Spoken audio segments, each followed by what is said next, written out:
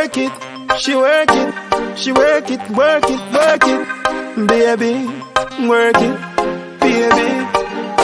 Bad girl walk out Panamania, cock up like Nicki, sexy like Rihanna. Back where she. COVID nih, menurut dokter berbahaya nggak? Sebagai dokter, ber- kalau dokter sebagai dokter umum nih. Iya, kalau tanya berbahaya mah berbahaya lah, jawabannya pasti berbahaya Iya. dong.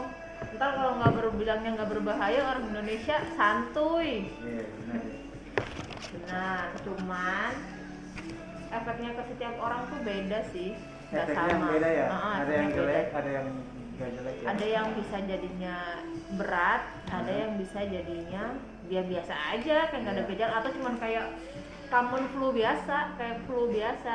Cuman yang pasti itu kalau misalnya yang COVID yang dialamin sama yang dibaca sama sih. Dia flu-nya tuh dry, kalau misalnya dry itu maksudnya kering gitu, hidung kering, mulut kering. Sedangkan kalau misalnya kayak kita flu biasa kan meler gitu ya. Kalau COVID itu justru nggak ada ininya, nggak ada ingusnya gitu. Dia ada kering, ya? kering, rasanya kering. Hati-hati. Ngerasa nggak hidung kering? Enggak. Mulai ngerasa hidung kering. Nggak, lalu kalau pilek mah.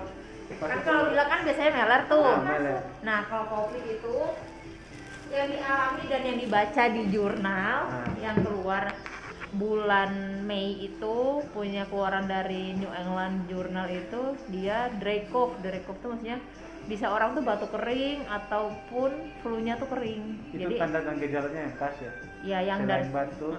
selain jadi banyak sih semuanya dia buat gejala tuh banyak ya. Memang pertama tuh di urutan pertama tuh respirasi, kemudian berikutnya GI tract, maksudnya dia bisa mual, muntah, diare. Oh iya, diare juga. Ya. Dokter sesak nggak? Nyesek kali ya, karena kering gitu rasanya kayak agak nyesek sih. Terus dia bisa juga kena kardio, kena jantung bisa juga. Bisa kena ke jantung juga. Ke jantung juga bisa. Terus bisa juga dia ke neurologi. Ya. Nah, Yang ini- itu tempat itu sih yang dimarker banget sih sama jurnalnya yang saya baca. Ya ini pertanyaan kedua dok ya. Maaf nih tanya-tanya nih, dok. Ini kan pasien COVID nih kebanyakan sekarang udah periksa D-dimer nih dok. Ini sangkut pautannya gimana sih dok? Pemeriksaan dari iya ada sih dia banyak pemeriksaan sih ya, nggak cuma D-dimer doang. Sebenarnya banyak, selain D-dimer juga ada.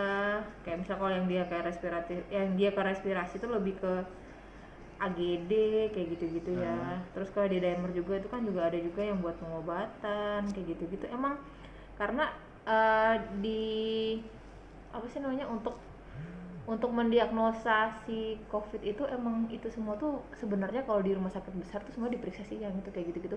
AGD, D-dimer, Periksa ya. CRP itu diperiksain semua sih. Karena biar ngelihat sih, terus kemudian untuk pengobatan juga bisa dilihat dari situ-situ juga. Dia harusnya pakai obat apa. Kemudian untuk pengobatan juga ada juga kan yang dia harus kayak elektrolitnya bagus karena kan mau masuk obat nih. Kalau misalnya kita kayak cuman gejala ringan sedang atau ringan itu kan cuman azithromycin sama antivirus, sama oseltamivir, kemudian Avigan kayak gitu-gitu. Sedangkan kalau di rumah sakit yang emang yang ngerawat yang sedang berat, dia pakai hidroksiklorinolon itu juga dipakai, itu juga di follow up dari hasil lab itu juga, lab jantung itu semua diperiksa. Hidroksiklorinolon, kloroquine yang gampang sih, yang kayak buat malaria itu kloroquine. Cuman efek sampingnya kalau obat itu digabung ada efek samping. Apa efek sampingnya? Karena kalau misalnya orang yang menggunakan obat misalnya makanya azithromycin, terus kemudian Avigan atau oseltamivir sama si kloroquine itu dia harus pemantauan ketat sama jantung. Bisa terjadi prolong itu maksudnya gelombang T-nya itu bisa terjadi gitu, bisa gangguan gelombang T-nya. Jadi emang gangguan irama jantung bisa terjadi kalau misalnya tiga obat itu digabung. Terutama sih azithromycin sama si kloroquine-nya itu sih, quinolonnya itu.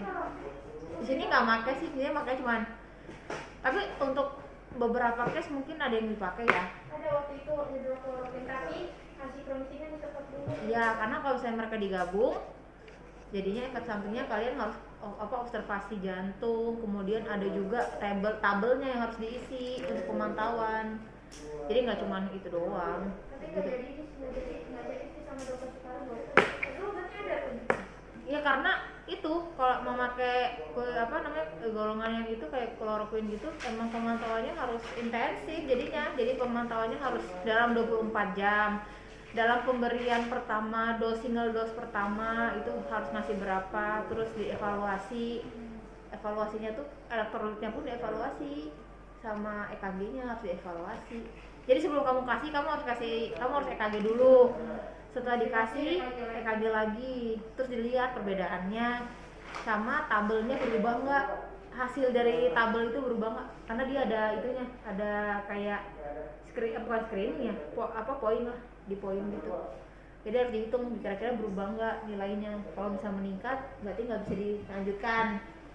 Tapi kalau bisa sama, bagus atau cakep.